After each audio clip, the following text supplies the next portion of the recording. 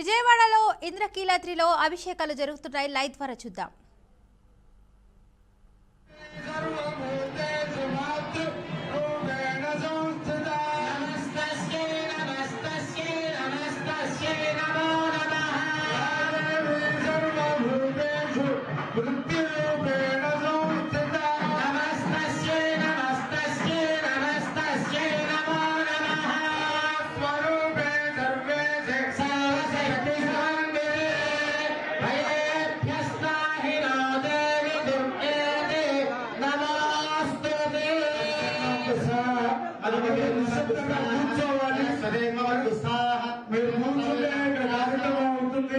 ఎవరు కూర్చోకుండా నుంచుంటే మాత్రమే ఇక్కడ కార్యక్రమం అవదు.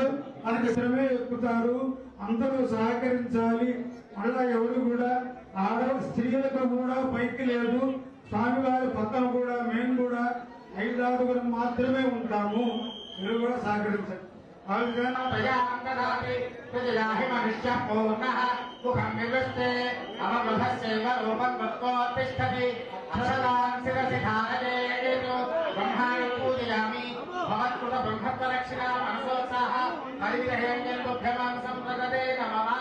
तेजस्वी यशस्वी ब्रह्मवर्चसी भवति विज्ञायते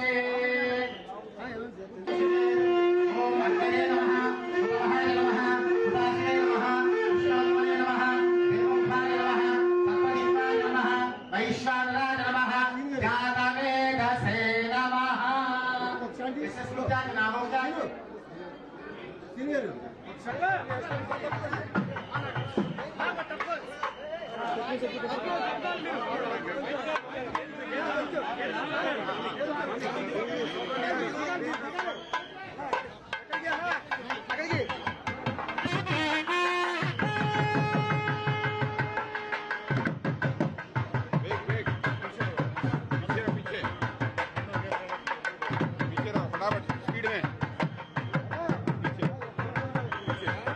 పశ్చిమ బెంగాల్లోని డార్జిలింగ్లో జరిగిన అంతర్జాతీయ సంతాల్ సదస్సు నిర్వహణ తీరు, అక్కడ భారత రాష్ట్రపతి ద్రౌపది ముర్ముకు ఎదురైన పరిణామాలపై ఆంధ్రప్రదేశ్ ఉప ముఖ్యమంత్రి పవన్ కళ్యాణ్ తీవ్ర విచారం వ్యక్తం చేశారు.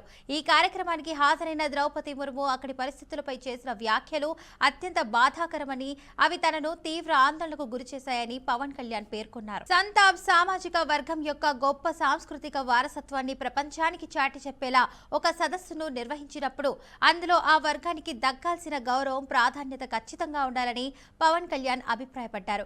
ఎవరి కోసమైతే ఈ సదస్సును ప్రత్యేకంగా ఏర్పాటు చేశారో ఆ సంతాప్ కమ్యూనిటీకి చెందిన సభ్యులే ఈ కార్యక్రమంలో పాల్గొనడానికి ఇబ్బందులు పడే పరిస్థితి తలెత్తడం అత్యంత విచారకరమని ఆయన అన్నారు. ఇలాంటి సాంస్కృతిక సమావేశాలు అందరినీ కలుపుకుపోయేలా సున్నిత్వంతో కూడిన పరిపాలనా ప్రణాళికతో జరగాలని హితవు పలికారు. ముఖ్యంగా భారత రాష్ట్రపతి పదవి అనేది దేశంలోనే అత్యున్నత రాజ్యాంగ పదవి అని, ఆ పదవికి, ఆ వ్యవస్థకు ఎల్లప్పుడూ అత్యున్నత గౌరవం దక్కాలని పవన్ కళ్యాణ్ గుర్తు చేశారు. అయితే రాష్ట్రపతి పర్యటన అంటే ఎంతో హుందాగా, పకడ్బందీగా జరగాలని, అది ఆయా రాష్ట్రాల అధికార యంత్రాంగ బాధ్యత అని స్పష్టం చేశారు. రాష్ట్రపతి పర్యటనలో ప్రోటోకాల్ మర్యాదలకు భంగం వాటిల్లడం సరికాదన్నారు.